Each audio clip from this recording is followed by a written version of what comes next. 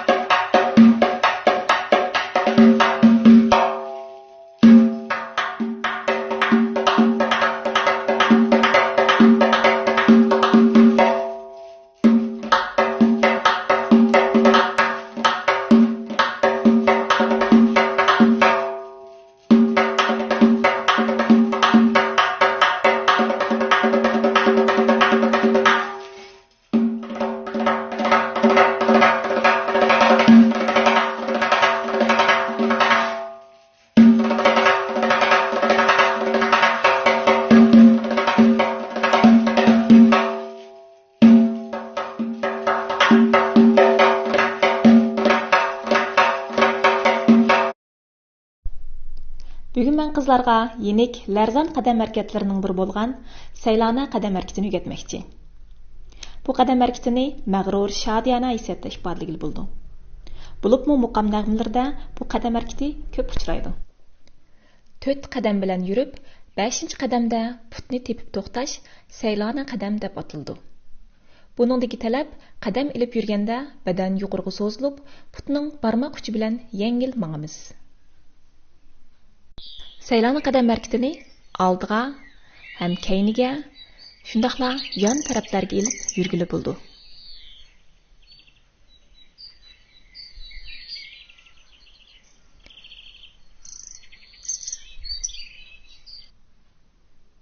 Qinamsman bilan udarga tushiring.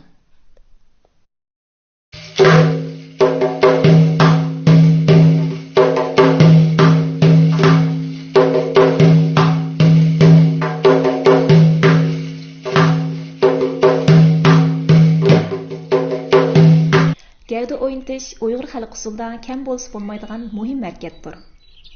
Gavda o'yinish orqali sumbul chashlarni o'ynatqili Uyg'ur usulining go'zalligini namoyon qilg'ili bo'ldi. Gavda o'yintish Saylana qadam harekatida eng ko'p uchraydi. Saylana qadam harekatini mayli qaysi yo'nalishga qarab eling, biz o'rgangan hamma qo'lning turoqlari bilan birlashtira olasiz. Gavda o'ynashni unutib qolmang.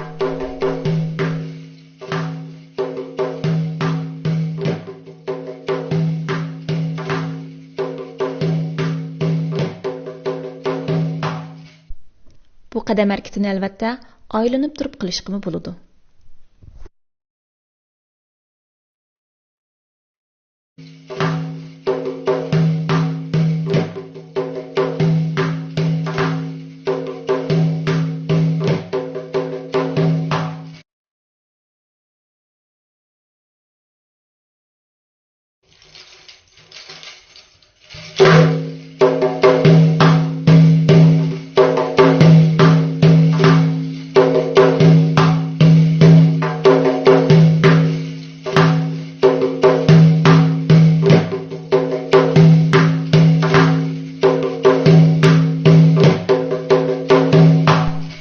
Әмді қол və put hareketini birləşdirib sınab baxaylı.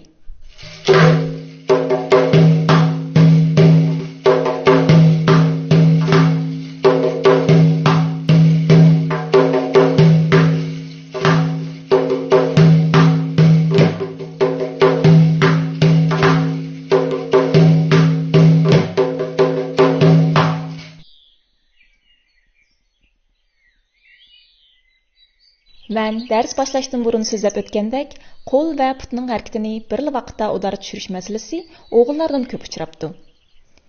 Shunga yangi hareketni o'rganishdan burun oldingi soatda o'rgangan tap usulning qo'l va put hareketini sizga ayrim-ayrim udarga tushirib ko'rsatib beray.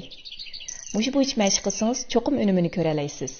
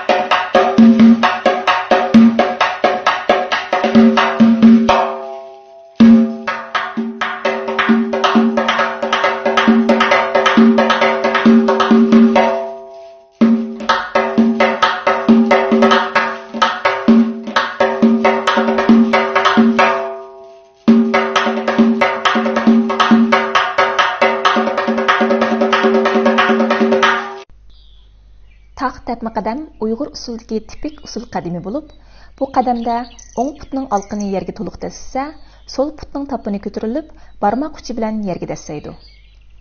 Buningdagi talab o'ng put yerdan ko'tarilish bilan tang, ikki tiz biroz egildi. Bu vaqtda eg'irlik so'l putda bo'ladi. O'ng put olqini yerni tepib oldiga qadam tashlaydi. Tiz tuzilindi, buningga ulapla so'l put tapan qo'ymasdan qadam tashlaydi. Bu qadam harakatini o'rinda yoki cho'gilab va yoki oldiga yurib o'rindashqa bo'ldi.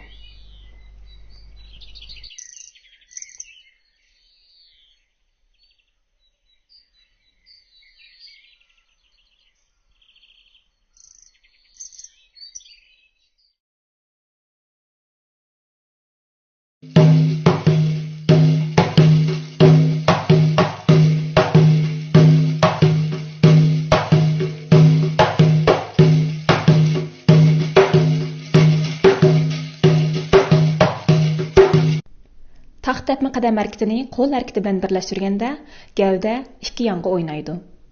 Men sizga qas chiqarish harakati bilan misol qilib ko'rsatay.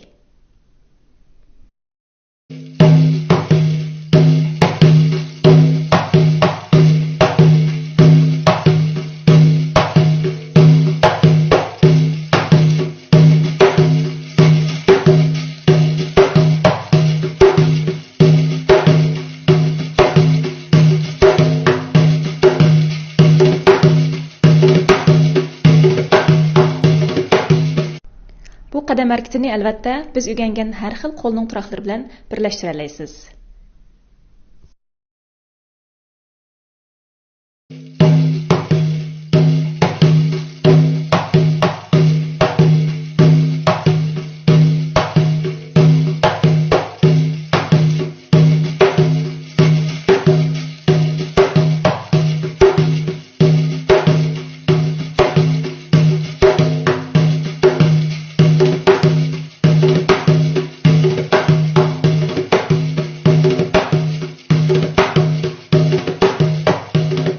Agar udarga tushirishda qiynalsangiz, mening kichkina taklifim udardagi dum qilib qattiq urilgan taktga har qitimda o'ng putingiz bilan yerni tepib yursangiz, ritimni to'g'ri qilgan bo'lasiz. Mashq jarayonida biror qiyinchilik yo'liqsangiz, men har vaqt yordam berishga tayyorman. Bugungi dars mush yerda oxirlashdi. Kelar shanba kuni ko'rishaylik.